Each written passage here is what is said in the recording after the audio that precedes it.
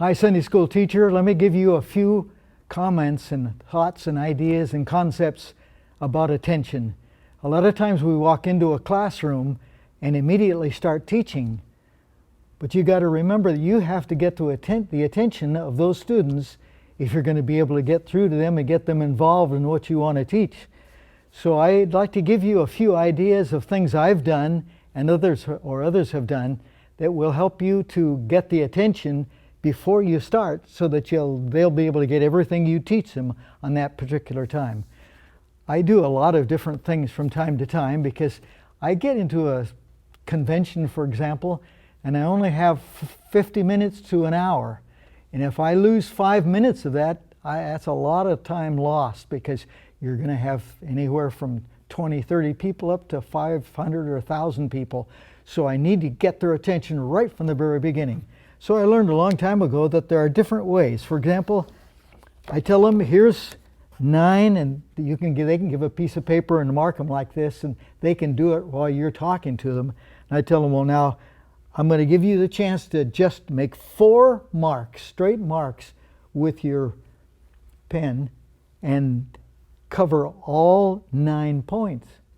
And you're going to find as they start to do it, they just can't do it. It just doesn't work out. So I tell them, well, it depends on how you look at it. I'm going to take one, and if I'm going to make a line like that. Then I'm going to make one across like this. I'm going to mark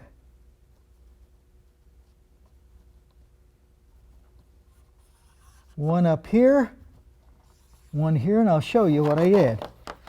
I got the 9, I went across here, there, and down there.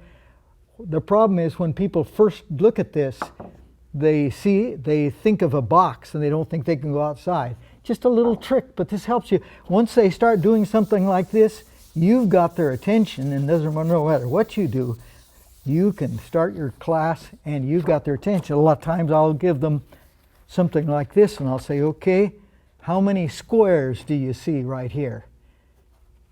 Everybody look at how many squares do you have? And they'll say, oh, well, I think there's 5 of them. Are you sure? Well, we'll see. And then I'll turn it upside down, and it doesn't turn out the same. It's a little trick, but it's sort of fun to see them. And this helps you to get their attention, because by the time they've done something like this, they're listening and they're giving her their attention. And I'll tell them, well, now, is this a rabbit or a duck? A rabbit or a duck? Which is it? Well, nobody really knows, but it looks like it could be either one of those two. Sometimes I'll take one like this. I'll say, now, do you see these columns or do you see people? Are there people or columns? Well, you've got both, but this gets them. I'm doing this real fast. You'll have more time than I will, but I want to just give you a lot of ideas that you can use. Sometimes I'll show them, I say, well, how many planks are there here? Well, it depends on which end you look at. You look at the end, it's 3. At this, it's 4. So it's a tricky thing, but you got them thinking and looking with you. Another ones I say, is this got 3 or 2? And if you look at it, it's a questionable thing. And then I'll take this one and I'll tell you, well, how many squares can you see? Well, they'll immediately say, well, there's 16. But when they begin to look at it and spend a little time, they're going to 16. But here's 17, 18, 19, 20, 21, 22, 23. So you can have fun because there's something they can enjoy, and yet their mind and their eyes and they're thinking about it, and you get their attention working with you. Then you can ask them, is this a lady's face or a man playing a saxophone? I'll show them this one. I said, this elephant has how many legs? How many legs does it have? Well, these are all tricky, but it's a tool that helps you to get their attention for a few moments. I show them this. Now, what do you see here? And they say, well, it's an indígena. It's somebody that's a native this area.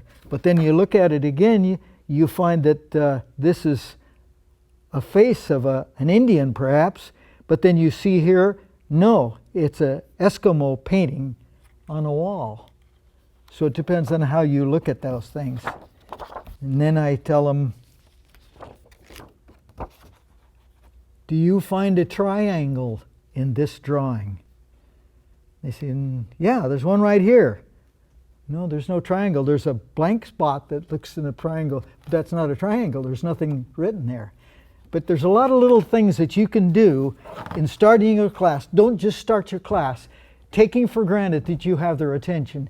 Make sure that you have some way of beginning, not doing the same thing as you always do. Do something different and make sure you get their attention so that when you teach this class and you give that lesson that you worked hard to get, they'll get the lesson and it'll be transformative for their lives because you got their attention from the beginning. If you don't get their attention, you may never get your lesson through to them. So work on how you're going to start, how you're going to open your class, and don't just do the same thing every time, and don't take for granted that you've got their attention. Make sure you get their attention and do something to get it. God encourage you in what you do in your teaching and make it the most effective you've ever been. God bless you.